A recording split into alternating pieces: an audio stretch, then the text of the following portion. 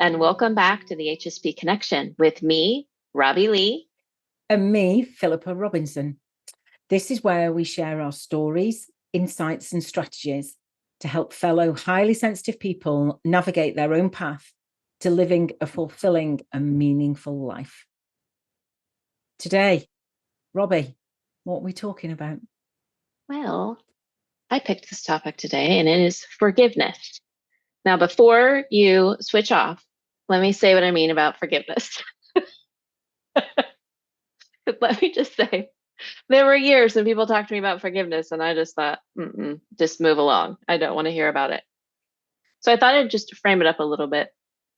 Because I think at least in the society, Western society that I'm in, with a lot of Christianity all around, forgiveness, we hear a lot about like a God forgiving you means absolving you of everything. You're now pure and clear and you can go into heaven. And so then when I think we translate it like human to human, we think, well, if I'm offering someone forgiveness, I am absolving them. I'm saying that what they did was okay.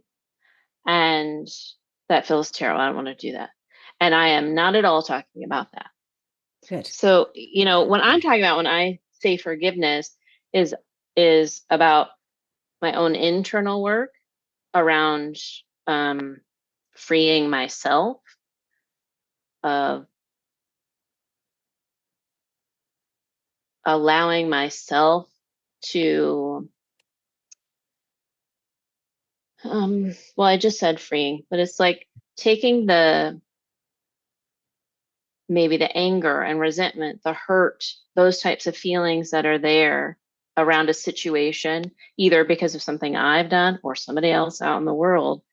And it's processing those feelings and releasing them ultimately for myself, not for anybody else, but it's doing that inner work to clear those things up for myself. It might be helpful if I share the definition of forgiveness that I read. Would that be helpful? Well, I love a definition. So yes, please. Yeah, I know you do. Okay, so here's what I found. Forgiveness is to stop feeling angry or resentful towards someone. And so then I looked up resentment. And resentment is to re-feel the hurt. Oh, that just hits you, to re-feel the hurt. To re-feel it, yes. And so the forgiveness work for me is looking at the things within myself where I am re-feeling the hurt, where I am re-feeling the hurt and re-feeling it and re-feeling it. Yeah, so that makes and letting it go. That makes so much sense, doesn't it? That forgiveness is about letting go of resentment. Yes. And resentment is re-feeling the hurt. And we don't want to keep re-feeling the hurt. No. So that's why forgiveness is important. 100%. Yeah. Yeah. I like that. That makes complete sense. Yeah. I heard it was a counselor told me a couple decades ago that holding on to resentment is like taking sips of poison yourself and hoping to kill another person, which is a really violent image. But and I've seen it in the internet on different ways. They say anger is like that, or resentment, or unforgiveness. So it's all in that same family. And there's everywhere you look, someone else has said it. So who knows the origin of it? But the point is, it was a really powerful image for me because, again, the resentment that I'm holding on, the re-hurting, right? It's not about anybody else. Like I am the one experiencing that re-hurt. I am the one, like, right? And so forgiveness is releasing myself from that. It's not about anybody else. It's not about absolving anyone. It's not about someone else not having consequences. It's all about self-work for me when I talk about forgiveness. So are you forgiving yourself for things that you have done or thought or felt or said, right, or any of those things? Yes. At the core of forgiveness work for me, it's all about that. It is exactly what you just said. Forgiving myself. For me, it's forgiving myself for not showing up the way I wanted, for not saying that thing, for saying that thing, right? For Yeah. like all of the mistakes, all of the things that you lay at night and your brain starts telling the story of how I don't think I'm alone in this, telling the story of all the ways I have messed up, right? All of the ways I have been imperfect. It's forgiveness for all of that. It's like I did my absolute best. Yeah. You're not alone, by the way. Yeah, I've definitely done it. And I'm sure there are plenty, there are, Yeah. People are listening going, yep, I've done that as well. Yeah. Because actually staying in that place of not forgiving ourselves, it keeps us stuck in that place, and it's stuck in that place of re-feeling the hurt. That's right. Right. I've never And really thought about forgiveness like this. Yeah. right. So it's like it's reactivating again. I mean, I could be thinking of something from 20 years ago. There's nothing I could go back. I mean, I can't go back in time and do that thing, right? I can learn from it. And that's pretty much what I can do. Right. And so beating myself over and over, beating myself up over it, the thing lasted 5 minutes and I've spent 5 hours cumulatively, thinking I'm just making up numbers right now, but you know what I mean? Like that, Yeah. those events that just keep popping up and you're like, oh, and you feel it in your bones. For me, it's just like that. I get a shame. It's like everything in my whole body. It's just like tingle. It's the shame, but not tingle in a good way, but the shame tingle, it's just like, oh, the pit in your stomach, all of that. And it's just, redoing it, and redoing it. Yeah. So would, rehashing conversations that you've had, Yeah. that would fall in this, 100%. what you're talking about. And I've definitely been in situations over the years, and there are a couple of situations in particular I know I have rehashed. I've gone over conversations in my head. I've gone over and over. What did I do? What didn't do? What did I say? What could I have done differently? How could the outcome have been different? Did I do enough? Did I do too much? That's the sort of thing I'm guessing you're getting at. Yeah, it's when, and what I'll say is to go over something like that and use it for the purpose of learning, I think can be a really great thing, right? It's like checking in and go, oh, I didn't love how I showed up there. Next time I want to do this. Oh, yeah, I felt like I couldn't speak up. I wonder what that was about. What would I need in order to be able to speak up? So, like, those types of things can be really beneficial. But it's when we're revisiting those times with like a flog and we're flogging ourselves, like, oh, I did it wrong. I should have. What was wrong with me? I can't believe I didn't. All of that kind of energy, that's where this forgiveness work comes in, to release that kind of energy from it. Yeah.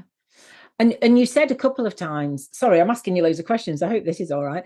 But That's great. a couple of times you said about what can we learn from that? And do you think that, when we're stuck in it and we're rehashing it, or we're just feeling it really deeply, and as HSPs, obviously, we will go over things, we will process them deeply, we will feel them deeply. So, I am pretty sure nearly everybody listening to this will know the sort of situation we're talking about.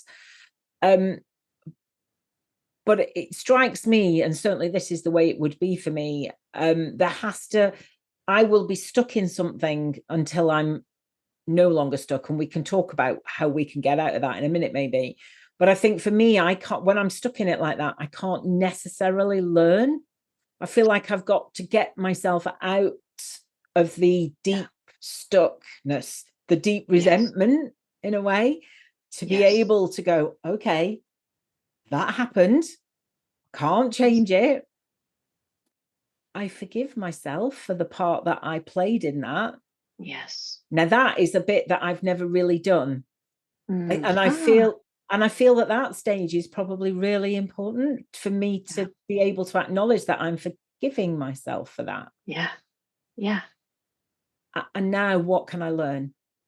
exactly. I mean, maybe we can move in time. We might be able to see it sooner and understand what we're learning much quicker, but moving, slowly as we learn these things, what can I Yeah. learn? And I think that's when it's good to look at what's been triggered. How are you feeling? Because it's all messages. I'm sure we've talked about this before in other 100%. episodes. It's all information. Mhm. Yeah. You're absolutely right. It's being able to dig into all of those messages, right? The emotions that are coming up, they're all telling us things. They're telling us things about what matter to us and what was, if something was violated, and what we value, and all of these things. And so being able to get curious about what showed up for us emotion wise and how we behaved. But you're right. You can't do that kind of work if you're still in the middle of the pain, right? If you're in the middle of the pain, you're just re-experiencing it over and over again. You're back in the moment, feeling whatever you're feeling. Yeah. And do you have any tips on getting out of that? Mm. Oh gosh. I mean, one of the things that I do when I either notice that I'm in a mental loop about it, or so I either notice the thought first, or I notice it in my body. And like it'll be that shame tingle, like I said, or maybe I'm just pissed. Like I'll think of something that makes me angry, it pisses me off, or whatever it is. So I'm noticing the emotion. And what I used to do, what I did for most of my life, was then try to push the emotion aside Mm. and carry on. And so then what happens is that emotion just tries to get louder, and that is like, pay attention to me. I'm here for a reason. Right. And so it gets bigger and bigger, and it'll come up in all kinds of ways. Aches in your body, snapping at your spouse, like a bajillion ways. Right. And so now when I catch it, when I notice, I will now stop and acknowledge it. I'll just acknowledge the feeling, acknowledge the thought, and say, okay, I see you. I hear you. What's going on? And I'll often just get out pen and paper and just write, like, what is it? What's here? What are you trying to tell me? And it sounds so simple, but like it really is so, I have found it to be so helpful to get it out on paper and just like, okay. It's like, oh, finally somebody listened. Like it's me listening to me. Yes, finally somebody listened. And there are things that I've done that process, and it's like, oh, it's still here for me. And so that's when I engage my therapist, or that's when I engage a coach. I mean, I have trusted people that I can take these things to and help, help me. You can sometimes need that outside perspective. But for me, it's turning toward the thing, not away from it. Yeah. And is it the turning toward and looking at it straight Yeah. on, Yeah. which is where the forgiveness comes in, because you're looking at inwards at yourself and seeing how you are reacting, how you're seeing everything that's going on for you around this, and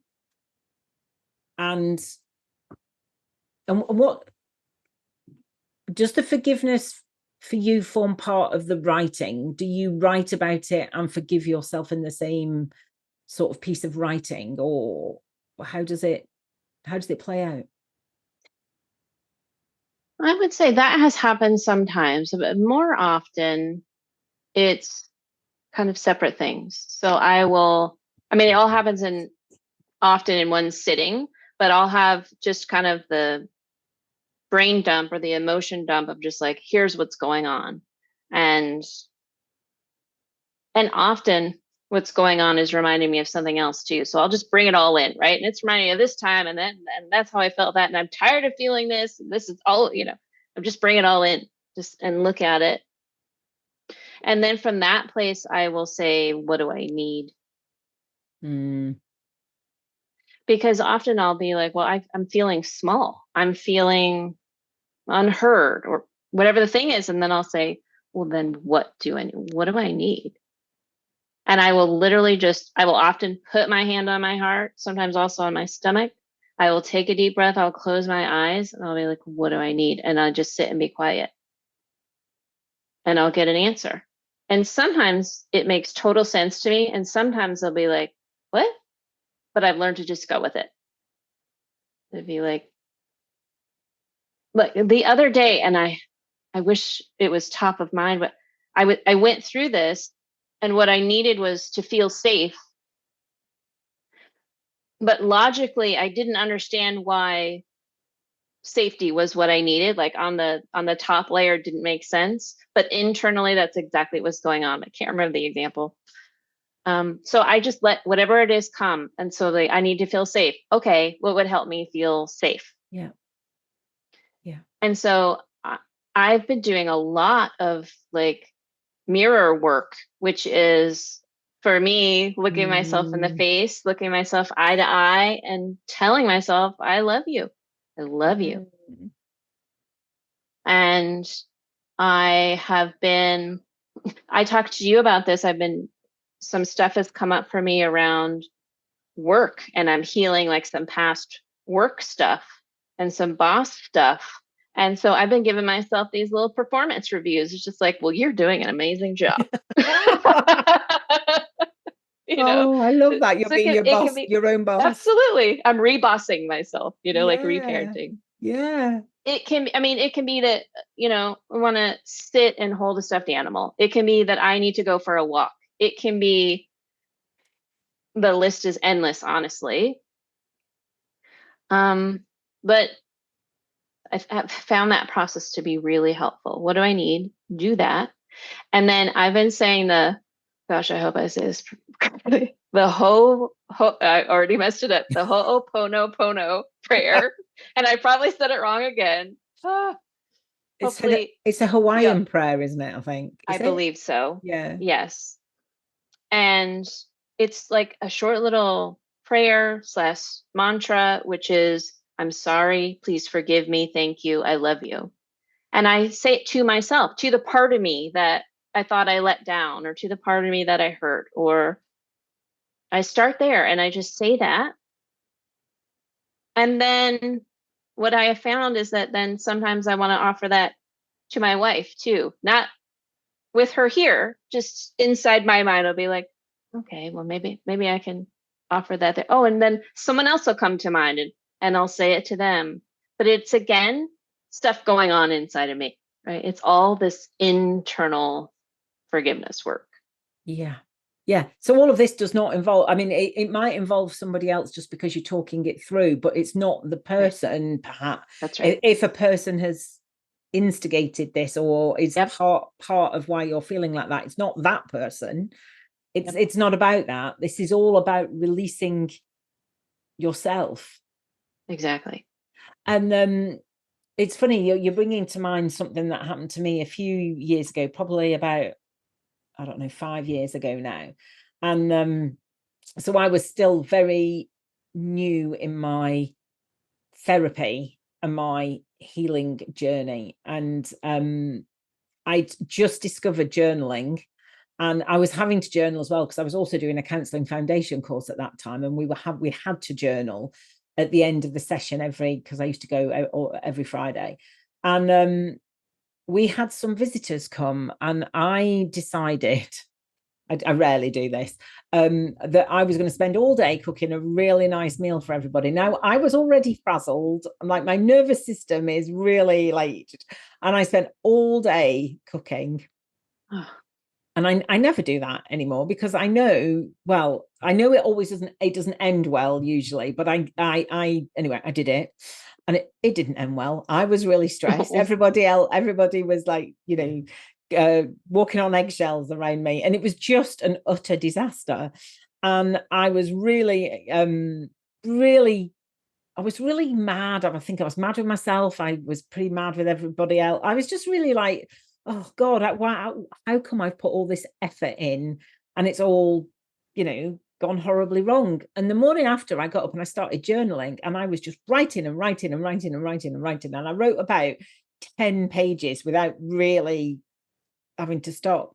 And I realized during the course of that, this is one of the massive like journaling sessions that I had a big aha from, was that I realized I was doing that.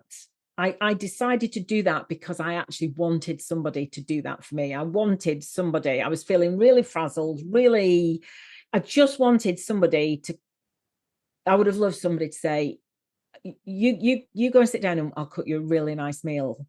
Yeah. And it all made sense to me then when that was happening. And you talked about shame before, and yes, the whole like, oh God, I was, not only did I, I've got everybody else's nerves on edge because they're all on eggshells around me. The whole day went to pot in the end because it was all the day after. And I was doing it because I actually wanted somebody to look after me. So I wasn't owning that need in me and knowing how to, I didn't even understand I had that need, let alone know how to ask for it. So yes, then I'm like, oh God, what an awful thing I've done. And the shame comes in. But then I went to the people who'd come round, and I then said it to my family afterwards. I said, I'm really sorry about yesterday, but I've now worked out what was going on. And, I told them, and shame, what is it Brené Brown says about shame thrives in the dark. So if empathy is the antidote to shame. So I went and explained what was going on, and everybody was really lovely to me and said, oh, I wish we'd known, sort of thing. So it brought it really beautifully round to a nice conclusion, sort of thing. I still didn't get a meal cooked for me, but never mind. But I didn't actually say to myself, I forgive you for that. The part of me that decided to do that because I was going to do it because hopefully somebody would notice what I needed, because I couldn't actually say what I needed. Yeah. But that's kind of what I did in that process of working out what it was and owning it and sharing it with others and being vulnerable and letting them show empathy towards me. So the shame sort of dissipated. That was an act of forgiveness, but I think there could have been an added step in there which would have really cemented it for me, which could have been the forgiveness. I love you, I forgive you, I totally know, I get it, sort of thing. Yeah, that's exactly right. Yeah. Well, and I think, like you said, I think you showed yourself that by the conversations you were having to people and your vulnerability. Yeah. But maybe having that specific conversation with yourself could have also been really lovely. Yeah. Yeah. And I think I might be, now we've had this conversation, I might be more likely to do that, because I think it's an important step. I mean, I got what I needed out of that situation. We moved on and it was fine. But I think it would be a nice self-loving thing to do. Yeah. Because everybody else forgave me, but I kind of did forgive myself, but I didn't do it in so many words. Not that I'm saying I did anything wrong, or that I needed to have done anything else, but I think that might be another step, actually. I do say to myself a lot when I think, oh, have I done something wrong? I go, no, I haven't done anything wrong. And I don't know whether that person is really upset with me. They may or may not be, but until they tell me they're really upset with me, I've had a really good think about this. I don't think I've done anything wrong, so I'm going to wait for them to come to me. And in the meantime, I'm not going to, beat myself up about it. Yeah, that's good. I'm much more able to do that now. Not perfectly, obviously, because we practice imperfection, but more so than I've been able to. That's great. Yeah, this is a really interesting conversation. Is it? Is that example I just gave? Is that the sort of thing you're talking about? I've not sort of. Yeah, it's a beautiful example. Oh, yeah, okay. Absolutely. Because that's an example for me of something that, I could have 20 years later still be thinking about and go, I can't believe I did that. Yes. Right. Yeah. Well, Without we've some all got kind of those. intervention. Yeah. Yeah. And forgiveness is just, it's part of my toolkit of, it's just, now it's part of my kind of like inner healing toolkit, my taking care of myself toolkit, my offering myself self-love, self-compassion. It's part of that toolkit for me. Yeah.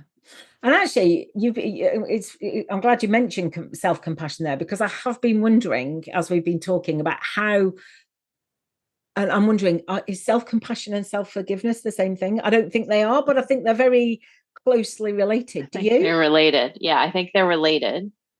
I think that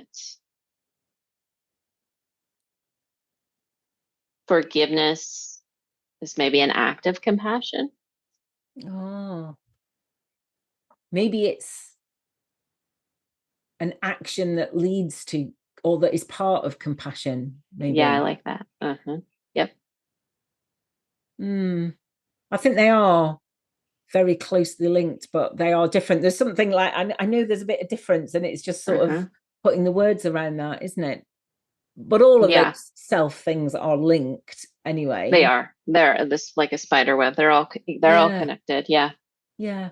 But I do think it's also quite important at times to distinguish them as well, because if we feel like we've exercised self-compassion, for instance, and but there's still something hanging on there's still something we can't quite let go of, then maybe there is self-forgiveness that's needed. Oh yeah, that's an interesting way to think about it. Yeah. If we're actively offering ourselves self-compassion, and yet there's something that's still hanging on there around, that forgiveness might be a helpful tool. Yeah. I do think it's a really important tool, part of the toolkit, a piece of a puzzle, really, when we are healing and growing and working these things through. Yeah, I do too. I found it to be helpful. I mean, especially those of us who have a really strong internal judge, the judge voice that tells us all the reasons why we should feel bad. This is a really, it's been helpful for me. Yeah. Well, I think that's really, I think it's great that it's been helpful for you, and that you've chosen it as a subject today, because I'm sure it's going to really resonate with other people as well. Yeah, I'd love to hear what comes up for people around forgiveness, because and how it's, if anyone has a practice of self-forgiveness, what that looks like for them, maybe I'd love to hear more about that. Yeah, gosh, that would be great. So if anybody's listening and they're going, yeah, that's what I do, and please let us know. It will be really interesting. Was there anything else on this that you wanted to talk about? Let me check my notes. Yeah. But I think I think the other piece was really, the other piece I didn't mention is, I mean, part of the whole, like I mentioned in the beginning with kind of Christianity of, being absolved of something. And then that mindset also for me instilled kind of like there's good and evil, and it's black and white. And what I have found, and so it makes it really easy for that internal judge to just latch on, oh, you've done this really bad thing, you're bad, look at all these bad things. And even facing outward, oh, this person did this bad thing. And what I have found in this process of forgiveness work is that for most people, they're doing their best on a daily basis, and it doesn't mean they don't hurt people. I mean, hurt people for sure. Like, we know that. And again, forgiveness work is not about, this is different from consequences for actions. It's different than needing to own up to mistakes, or all the words just popped out of my head.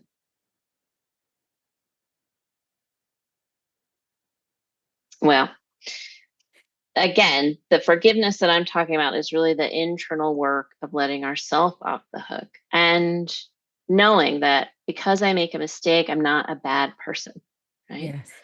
And doing that work on myself has helped me then in opening up when someone else is doing something in front of me that is just like, ugh, it's a lot harder now to just lump them into, well, they're an evil boss, for example, evil Yeah. boss category, right? It's Yeah. just like, man, they're a human having a human experience, doing their best too. Right? Yeah. Which, again, please, I don't want anyone to translate what I'm saying is stay into a harmful situation because people are just doing their best. I'm not at all saying that. Not at all saying that. Please take care of yourself. Yeah. And the forgiveness work helps me to love myself, to give myself a break, to let myself off the hook, to learn, to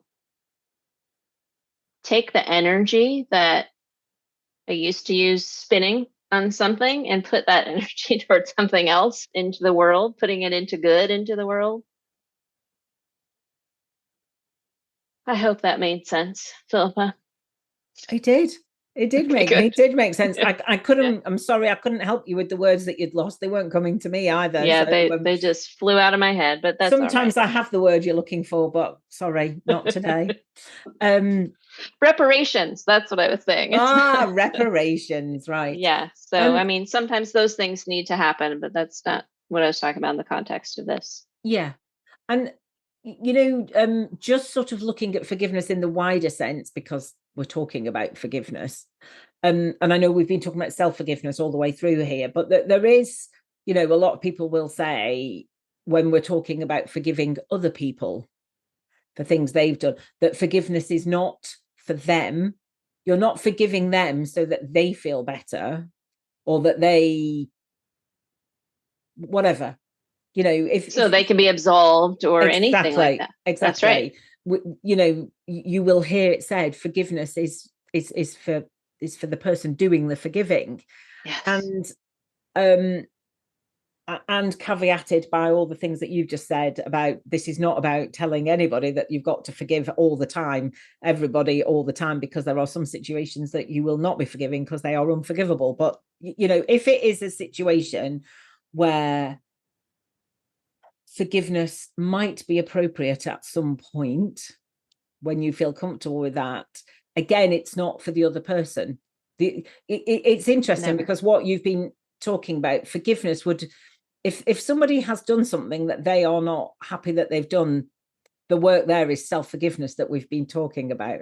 Yes, it is. But if you are on the receiving end of that, yeah,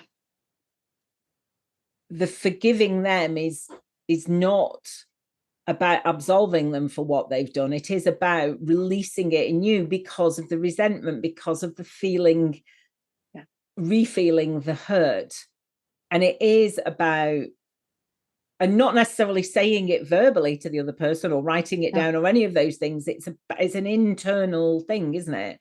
It's okay, that happened. They did that, whatever it was. But actually, I forgive them because I am choosing to release it. Yeah. I don't want to carry this around with me anymore.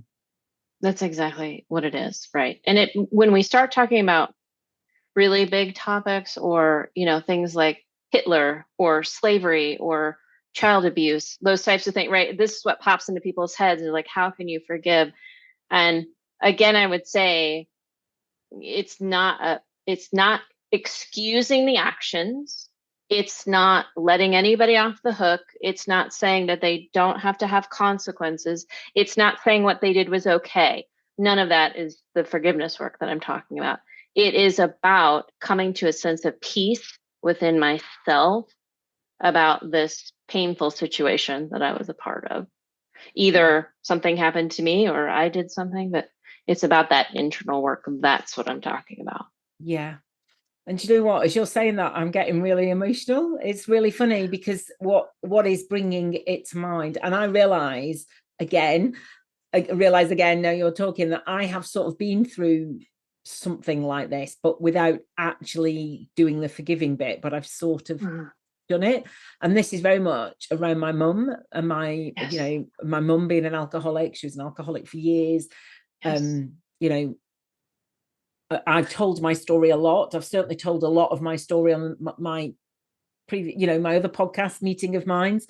So, I won't, and we're wrapping up here, so I won't go into it in too much detail, but I was really, really angry with my mum for a long time when I started therapy, and I was letting the feelings come up.